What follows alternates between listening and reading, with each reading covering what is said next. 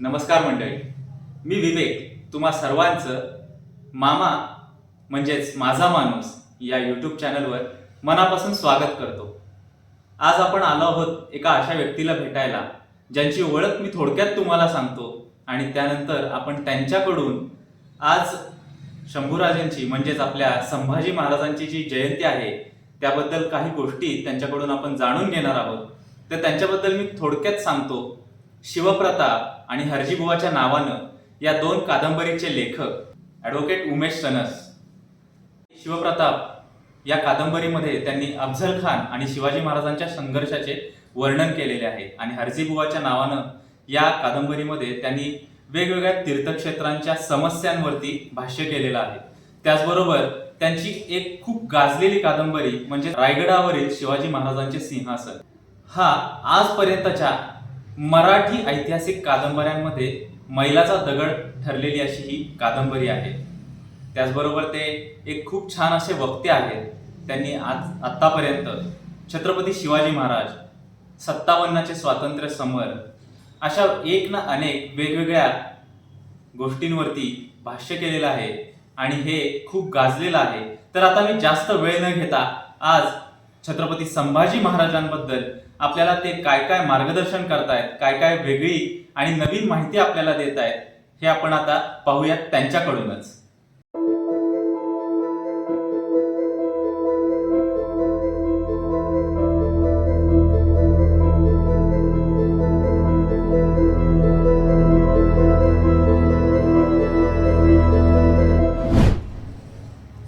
नमस्कार, मी उमेश सणस. माझा माणूस या यूट्यूब चॅनलला माझ्या मनपूर्वक हार्दिक शुभेच्छा.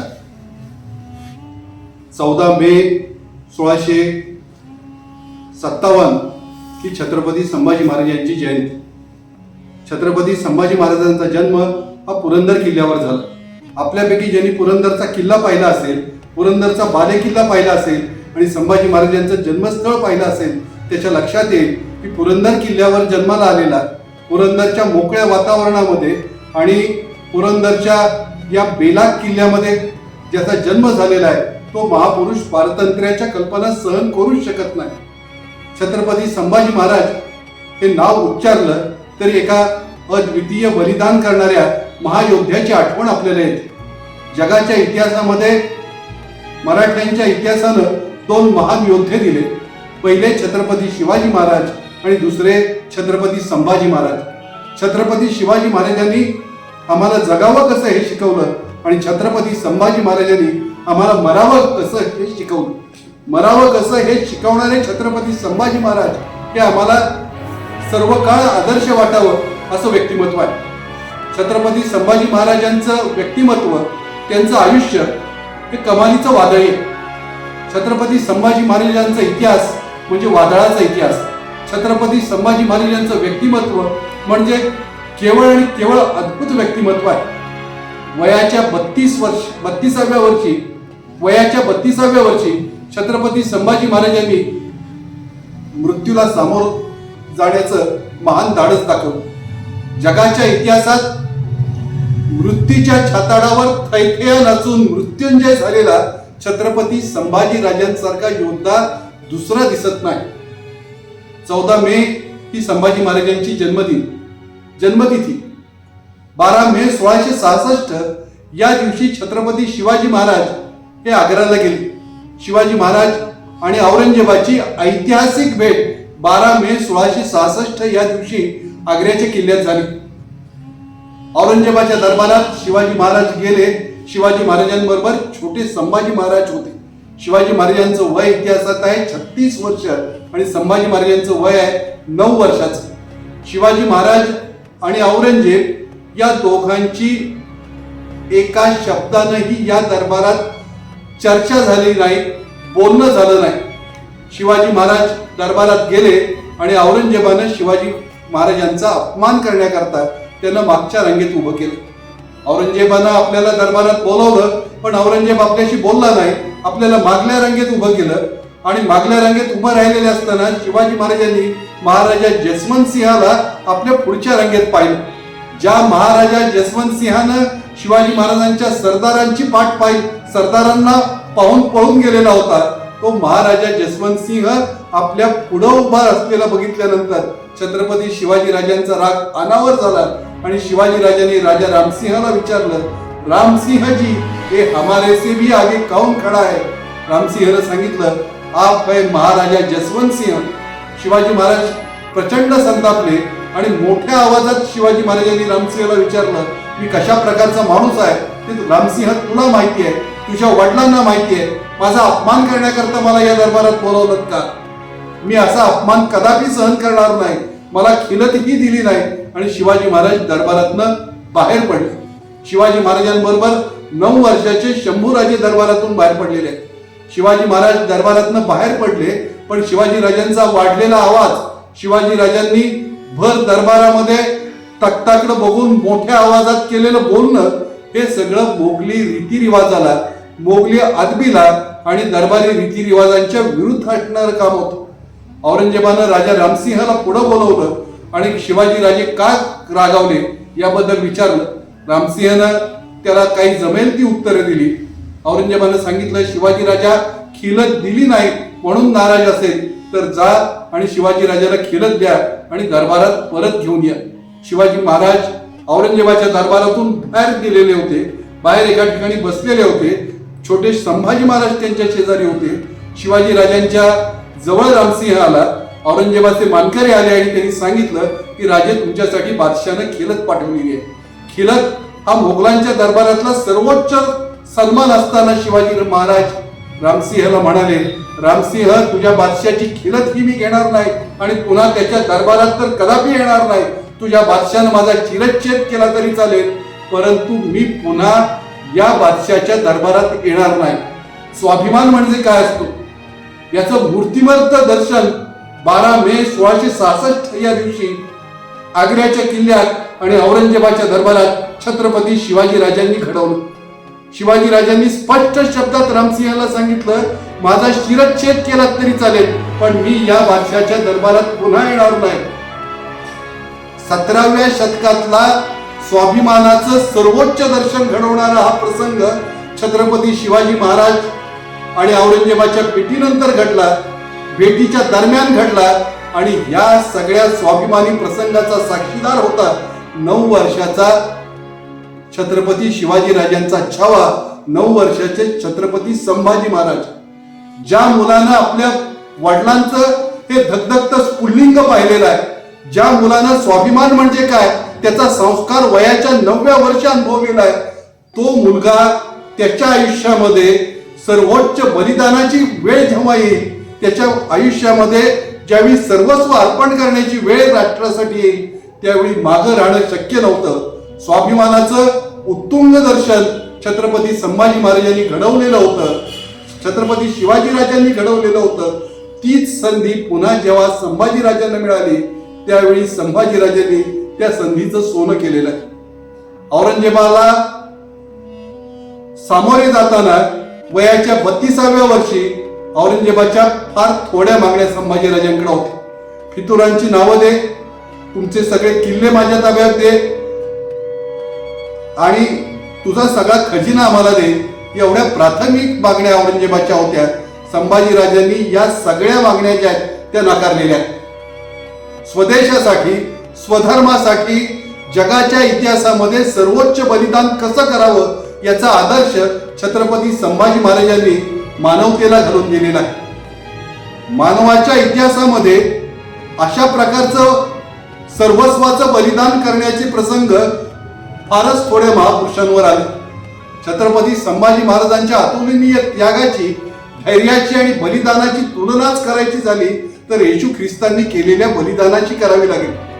स्वतःच्या मतासाठी, स्वतःच्या विचारासाठी आणि स्वतःच्या धर्मासाठी येशू ख्रिस्तांनी केलेलं बलिदान, येशू ख्रिस्तांनी सोसलेला शारीरिक छळ आणि छत्रपती संभाजी महाराजांनी सोसलेला शारीरिक छळ हे पराकोटीचे होते, परंतु स्वतःच्या निश्चयापासून ते दोघंही ढळले नाहीत असं जगाचा इतिहास सांगतो. एका बाजूला येशू ख्रिस्तांबद्दल आदर बाळगणारा मोठा समाज आहे.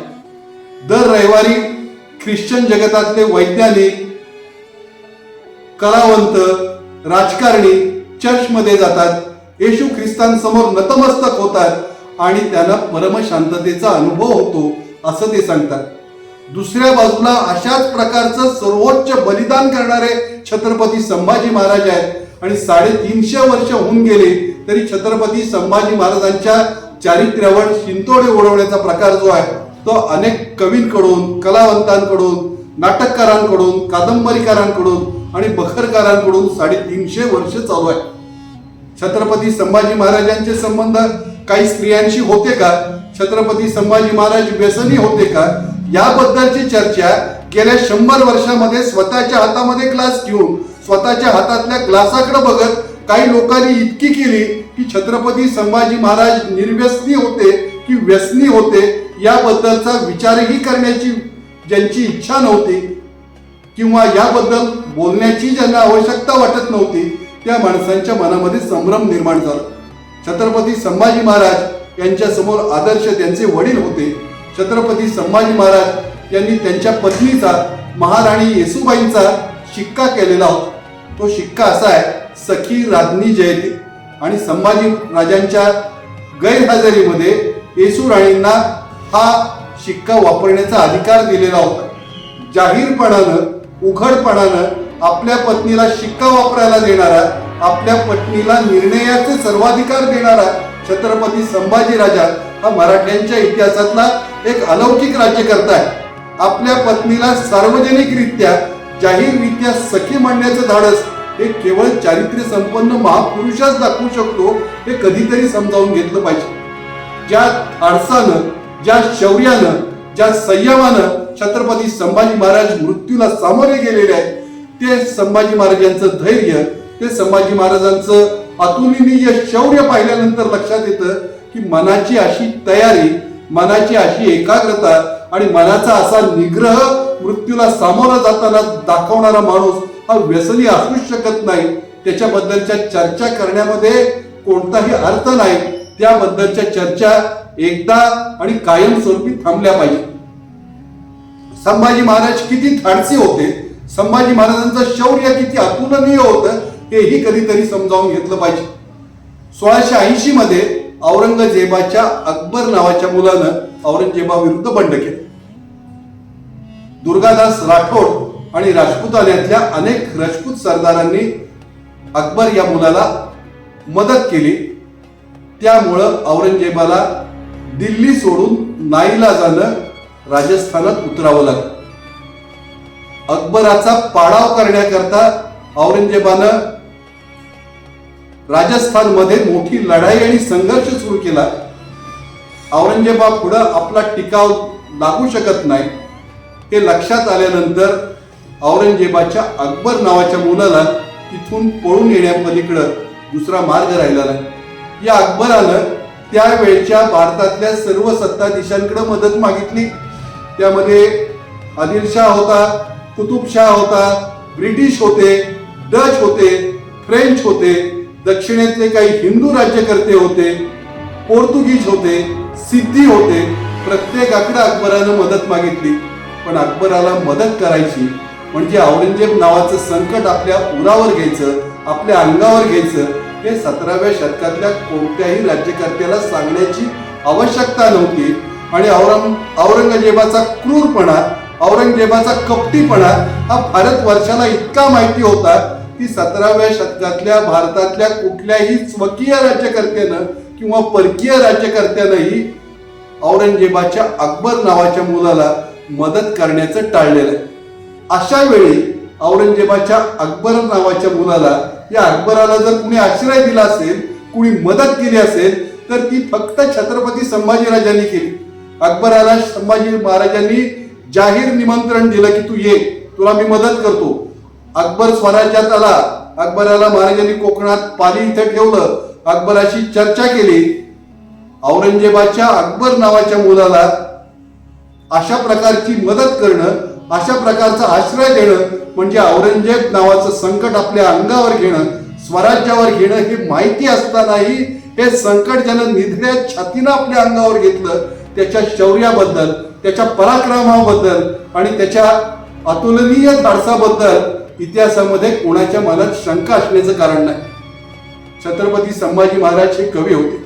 बुधभूषणम नावाचा त्यांनी लिहिलेला एक कवितांचा संग्रह, एक त्यांनी लिहिलेलं खंडकाव्य जे आहे ते प्रसिद्ध आहे. संभाजीराजांना संस्कृत भाषा चांगली येत होती. संभाजीराजे कवी होते. संभाजीराजे रसिक होते. संभाजीराजांना कलावंतांबद्दल प्रेम होतं. संभाजीराजांना राज्यकर्ता म्हणून स्वतःच्या कर्तव्याची जाणीव होती आणि एकाच वेळी पोर्तुगीजांशी, सिद्ध्यांशी, मोगलांशी, ब्रिटिशांशी असंख्य शत्रूशी लढण्याचं अतुलनीय धाडस जे आहे तेही संभाजीराजांकडे होतं. मुत्सद्दी म्हणून संभाजी महाराज कसे होते? मुत्सद्देगिरीच्या क्षेत्रात संभाजी महाराजांचं कर्तृत्व काय होतं असा प्रश्न आपण स्वतःला विचारला किंवा अशा या प्रश्नाचा आपण इतिहासामध्ये धांडोळा घेण्याचा प्रयत्न केला तर संभाजीराजांनी इतका दुसरा मुत्सद्दी राजा झालेला दिसत नाही. छत्रपती संभाजीराजांनी मिर्झा राजा जयसिंहांचा मुलगा रामसिंह याला लिहिलेलं एक पत्र उपलब्ध झालेलं आहे. संस्कृत भाषेतलं पत्र आहे. या पत्रात 22-23 वर्षाचे संभाजीराजे या रामसिंहाला उद्देशून लिहिलेल्या पत्रात, रामसिंहाला लिहिलेल्या पत्रात म्हणतात, आम्ही मराठ्यांनी दक्षिणेतून उठाव केला आणि तुम्ही राजपुतांनी उत्तरेतून उठाव केला तर औरंगजेबाला संपवायला आपल्याला वेळ लागणार नाही. औरंगजेबाला दिल्लीच्या गादीवरून खालती खेचणं, मोगलांची जुलमी राजवट संपवणं हे छत्रपती शिवाजी राजांचं स्वप्न हे संभाजीराजे उराशी बाळगून होते आणि त्यासाठी राजपुतांच्या भावभावनांना आवाहन करण्याची ताकद, आवाहन करण्याचा मुत्सद्दीपणा वयाच्या 22-23व्या वर्षी छत्रपती संभाजी महाराज दाखवित होते. यावरूनही छत्रपती संभाजीराजांची कल्पकता जी आहे ती लक्षात आल्याशिवाय राहत नाही. एक योद्धा म्हणून संभाजी महाराज कसे होते तेही लक्षात घेतलं पाहिजे. 9 वर्ष संभाजी महाराज आणि मोगलांचा अखंड संघर्ष झालेला आहे. या 9 वर्षाच्या संघर्षामध्ये मराठ्यांचा एकही किल्ला म्हणजे छत्रपती शिवाजी महाराजांच्या 365 किल्ल्यांपैकी औरंगजेबानं संभाजीराजांच्या कारकिर्दीत किती किल्ले जिंकले याचं उत्तर जवळपास 0 आहे. मराठ्यांचा किती प्रदेश औरंगजेबाच्या ताब्यामध्ये आला याचं उत्तर जवळपास 0 आहे. किती आघाड्यांवर औरंगजेब मराठ्यांचा पराभव करू शकला याचं उत्तरही नकारार्थी आहे. छत्रपती संभाजीराजे म्हणजे विजय, छत्रपती संभाजीराजे म्हणजे संघर्ष, छत्रपती संभाजीराजे म्हणजे अविरत संघर्ष, छत्रपती संभाजीराजे म्हणजे हिंदवी स्वराज्याचे रक्षक. अशा प्रकारची आपल्या कर्तृत्वाची नोंद संभाजीराजांनी इतिहासाच्या पानांवर निश्चितरित्या उमटवलेली. आदिलशहाचं 300-400 वर्षाचा इतिहास असलेलं साम्राज्य औरंगजेबाने एक मोठा धक्का दिल्यानंतर 8-10 महिन्यात कोसळलं. कुतुबशहाचं 200-250 वर्षाचा इतिहास असलेलं साम्राज्य जे आहे ते औरंगजेबानं संपवलं. मात्र छत्रपती शिवाजी राजांचं हिंदवी स्वराज्य औरंगजेबाला संपवता आलं नाही. पहिल्या 9 वर्षामध्ये संभाजीराजांनी केलेल्या अविरत संघर्षामध्ये त्याची बीज आहे आणि ज्या धाडसानं, ज्या शौर्यानं मृत्यूच्या छताडावर थैथया नाचून संभाजीराजांनी आत्मबलिदान केलं, त्या आत्मबलिदानामुळं मिळालेल्या प्रेरणेमुळं पुढची कितीतरी वर्ष जे आहेत ते मराठे ठामपणानं, जिद्दीनं आणि आत्मविश्वासानं औरंगजेबाशी आणि मोगलांची लढत राहिलेली आहे. संभाजी महाराजांच्या कारकिर्दीमध्ये फारशी फितुरी झालेली दिसत नाही. संभाजी महाराजांचा एक सरदार जो आहे तो औरंगजेबाला जाऊन मिळाला. हे संभाजी महाराज राज्यकर्ता म्हणून कसे होते, राज्यकर्त्याची दहशत काय होती हेही समजावून घेतलं पाहिजे. संभाजी महाराज जे आहेत त्यांना जेव्हा ही बातमी कळाली की आपला एक सरदार औरंगजेबाला जाऊन मिळालेला आहे, त्यावेळी संभाजी राजांनी त्या सरदाराला लिहिलेलं एक पत्र आहे. संभाजी महाराज आपल्या या सरदाराला उद्देशून म्हणतात की मोगल तो 2 दिवसाचे पण जन्माची गाठ आमच्याशी आहे हे ध्यानी घ्या. मोगल तो 2 दिवसांचे पण जन्माची गाठ आमच्याशी आहे हे ध्यानी घ्या. ही वाक्य त्या सरदारानं ऐकली. संभाजीराजे यांच्या कर्तृत्वाची, यांच्या सामर्थ्याची अशी काही दहशत होती की त्यानं त्याचा सगळा कुटुंब कबिला औरंगजेबाच्या छावणीत तसाच टाकला आणि छत्रपती संभाजीराजांच्या भीतीनं तो हात बांधून संभाजी राजांसमोर औरंगजेबाची छावणी सोडून हजर झाला असं इतिहासात नमूद केलेलं आहे. छत्रपती संभाजीराजांनी एकाच वेळी पोर्तुगीजांशी, मोगलांशी, सिद्ध्यांशी ब्रिटिशांशी संघर्ष केला. वेगवेगळ्या आघाड्यांवर एकाच वेळी लढत असताना संभाजीराजांनी कधी अपयश, माघार, पराभव हे शब्द त्यांच्या शब्दकोशात आलेले नाही. संभाजीराजे एक ध्येयवेड जीवन होत. संभाजीराजांना जर मांडवी नदी ओलांडता आली असती तर पोर्तुगीजांना भारत सोडण्यासाठी 20व्या शतकापर्यंत वाट नसती पाहावी लागली. 17व्या शतकातच पोर्तुगीजांना हद्दपार करण्याचा पराक्रम छत्रपती संभाजीराजांनी केला असता. एक प्रसंग आहे, फोंड्याचा किल्ला मराठ्यांना जिंकायचा होता. संभाजीराजांच्या आज्ञेनं त्या किल्ल्याला वेढा घातला गेला. मराठ्यांच्या पायदळाचे प्रमुख आणि छत्रपती शिवाजीराजांचे जवळचे सहकारी येसाजी कंक यांनी फोंड्याच्या किल्ल्याला वेढा घातलेला होता. फोंड्याच्या किल्ल्यावर लढत असताना संभाजीराजांनी सुलतान ढावा पुकारला. जो सैनिक किल्ल्याच्या तटबंदीवर शिडीवरून चढून आत पोहोचेल त्याला राजाच्या हातून त्याच्या हातात कड घालणं हा सुलतान ढाव्याचा प्रकार होता. आणि मराठ्यांनी मोठा उठाव केला. मोठी लढाई झाली, संघर्ष झाला. फोंड्याचा किल्ला मराठ्यांनी जिंकला. पण या लढाईत येसाजी कंकांचा एकुलता एक मुलगा कृष्णाजी कंक हा कामी आला. कृष्णाजी कंक कामी आलेले संभाजीराजांना कळाल्यानंतर संभाजीराजे स्वतः येसाजी कंकांना भेटायला गेलेले आहेत. संभाजीराजे येसाजी कंकांना भेटायला गेल्यानंतर संभाजीराजांनी येसाजी कंकांना परत गावी जाण्याची सूचना केली. येसाजी कंकांनी सांगितलं की मी युद्ध अर्धवट टाकून असा माघारी जाऊ शकत नाही. संभाजीराजांनी येसाजी कंकांना जे सांगितलं त्याच्या नोंदी इतिहासात नमूद केलेल्या आहेत. संभाजीराजे येसाजी कंकांना असं म्हणाले की गेला तो छत्रपती शिवाजीराजांचा मुलगा संभाजी गेला असं समजा आणि तुमचा कृष्णाजी तुमच्या समोर उभा आहे असं समजून या पुढे वागा. तुमच्यासाठी जेही मुलगा म्हणून करायचंय ते करण्याचं कर्तव्य मी पार पाडेन. त्या कर्तव्यातनं मी स्वतः बाजूला होणार नाही असा विश्वास आपल्या जाणत्या सेनापतीला देणं, असा विश्वास सामान्य सैनिकाला देणं ही सेनापतीसाठी सगळ्यात मोठी गोष्ट असते. ही राजासाठी सगळ्यात मोठी गोष्ट असते. माणसं उगाच कोणासाठी बलिदान करायला उभी राहत नाही. छत्रपती संभाजीराजांचं अतुलनीय व्यक्तिमत्व, वडिलांच्या स्वप्नासाठी, छत्रपती शिवाजीराजांच्या हिंदवी स्वराज्यासाठी सर्वोच्च बलिदान करण्याची शंभूराजांची तयारी हे पाहिल्यानंतर माणसं संघर्षाला उभी राहिलेली आहेत. हे बघितल्यानंतर समकालीन सैनिक, सरदार आणि सेनापती हे छत्रपती संभाजीराजांच्या प्रेमात पडलेले आहेत. संभाजीराजांच्या अतुलनीय कर्तृत्वामुळं भारावून गेलेले आहेत आणि संभाजी महाराज हे इतिहासातलं एक अलौकिक व्यक्तिमत्व आहे. हे त्यांच्या समकालीन पोर्तुगीजांनी, ब्रिटिशांनी, डचांनी, अनेक व्यापाऱ्यांनी जे आहे ते स्पष्ट शब्दामध्ये लिहून ठेवलेलं आहे. छत्रपती संभाजी महाराजांना आणखी काही वर्षाचं आयुष्य लाभलं असतं तर मराठ्यांचा आणि मोगलांचा संघर्ष की जो संभाजी महाराजांच्या मृत्यूनंतर 18 वर्ष पुढे चालला तो छत्रपती संभाजीराजांच्या अतुलनीय कर्तृत्वामुळं कदाचित त्यापूर्वीच संपला असता असं इतिहासाचे अभ्यासक सांगतात. पोर्तुगीजांनी गोव्याच्या परिसरात आणि तळ कोकणामध्ये सक्तीनं धर्मांतर सुरू केल्यानंतर पोर्तुगीजांना खऱ्या अर्थानं जर धडा कोणी शिकवला असेल तर तो संभाजीराजांनी शिकवला. बाळाजी औजी चिटणीसांना त्यांनी केलेल्या गद्दारीमुळं संभाजीराजांनी हत्तीच्या पायाखाली दिलं हाही इतिहास आहे. संभाजीराजे गोव्याच्या स्वारीवर गेले त्यावेळी बाळाजी औजी चिटणीसांचे चिरंजीव त्यांचा मुलगा खंडो बल्लाळ हा छत्रपती संभाजीराजांच्या सोबत होता. छत्रपती संभाजीराजे हे एका वादळाचं नाव होतं. छत्रपती संभाजीराजे हे शिवाजी महाराजांच्या स्वप्नांची पूर्तता करणाऱ्या योद्ध्याचं नाव होतं. संभाजीराजांनी गोवा जिंकण्याकरता मांडवी नदीच्या खाडीमध्ये त्यांचा घोडा घातला. पोहोटीच्या पाण्याला तो घोडा लागला आणि घोड्यासकट छत्रपती संभाजीराजे वाहून जातात की काय अशी परिस्थिती निर्माण झाली. त्यावेळी खंडो बल्लाळाने आपला जीव धोक्यात घातला, मांडवी नदीच्या त्या खाडीत उडी मारली आणि संभाजीराजांचे प्राण वाचवले. या प्रसंगाची नोंद इतिहासामध्ये.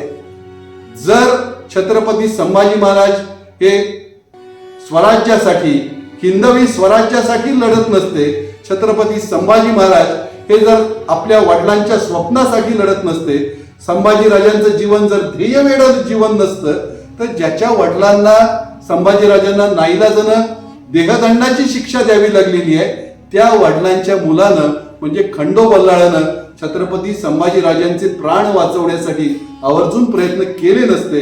स्वामिनिष्ठ खंडो बल्लाळ म्हणून इतिहासामध्ये खंडो बल्लाळाचा उल्लेख आहे, पण त्याही पेक्षा असा स्वामी लाभलेला होता खंडो बल्लाळाला की ज्या स्वामीसाठी 1000 वेळा आपल्या प्राणांची कुरवंडी करून टाकावी हे खंडो बल्लाळाला माहिती होतं.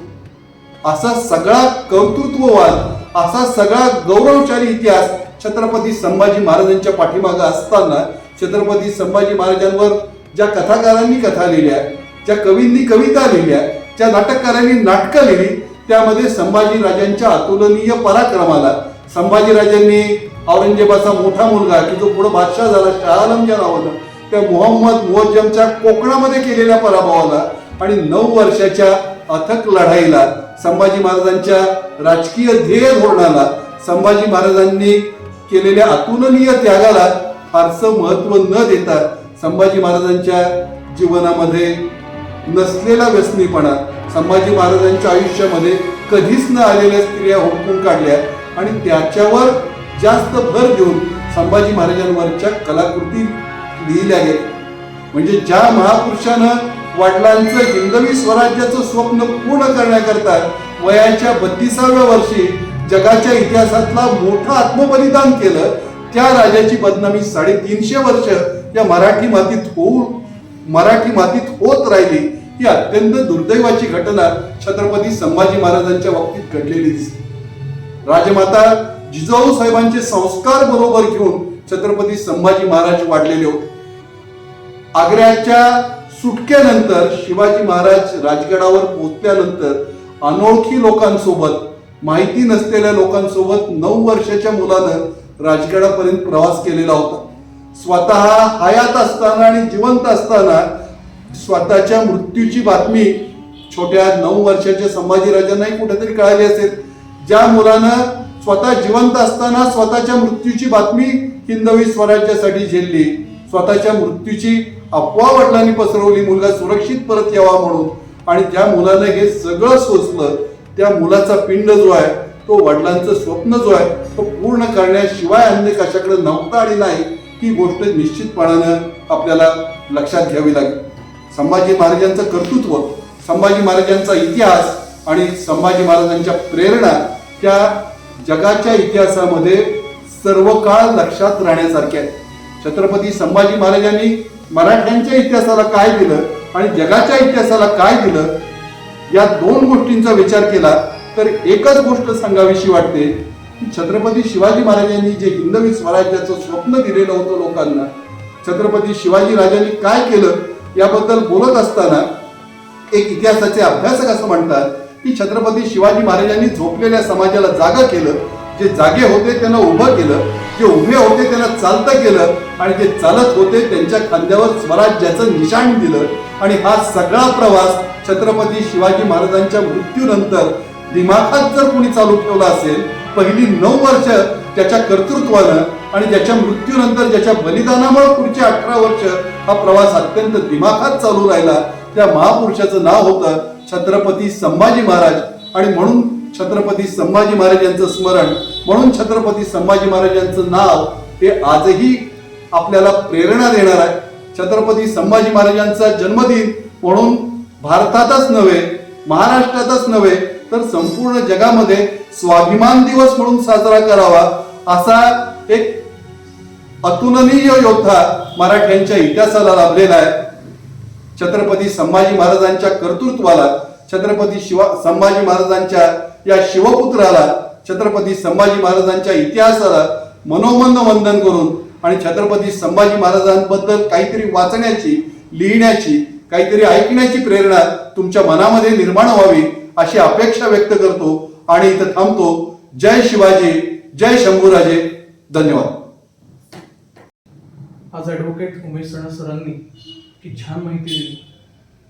आज छत्रपती संभाजी महाराजांचा जन्मतिथी आणि आज पहिलाच एपिसोड आपण इथे शूट करतोय. तर खरंच अंगावर काटा आणणारा आणि प्रेरणादायी आणि थक्क करणारा हा प्रवास आहे खरंच. आणि ह्यातून आपल्या सर्वांना एक छानशी प्रेरणा आणि खूप छान माहिती सोबतच तुमच्या काही प्रश्नोत्तरं असतील तर त्याचं सुद्धा निरसन झालेलं असेल असं मी अपेक्षा करतो.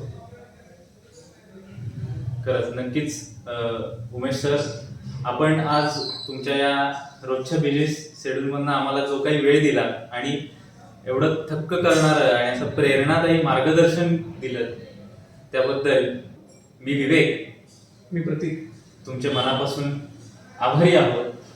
यापुढेही असंच आम्हाला मार्गदर्शन करत राहा. वेळोवेळी हक्कानं आम्ही तुमच्याकडं अशा मार्गदर्शनासाठी येत राहू. आणि हा कंटेंट किंवा संभाजी महाराजांबद्दल जी काही आज तुम्हाला माहिती मिळाली ती तुम्हाला आवडली असेल तर तुमच्या फ्रेंड्समध्ये, तुमच्या रिलेटिव्हजमध्ये नक्की शेअर करा, जेणेकरून सर्वांपर्यंत ही माहिती जावी. आणि आमच्या चॅनलला म्हणजेच मामा चॅनलला सबस्क्राईब करा, लाईक करा आणि शेअर करा. मामा चॅनलला माझ्या मनपूर्वक हार्दिक शुभेच्छा. थँक्यू. Thank you sir. धन्यवाद.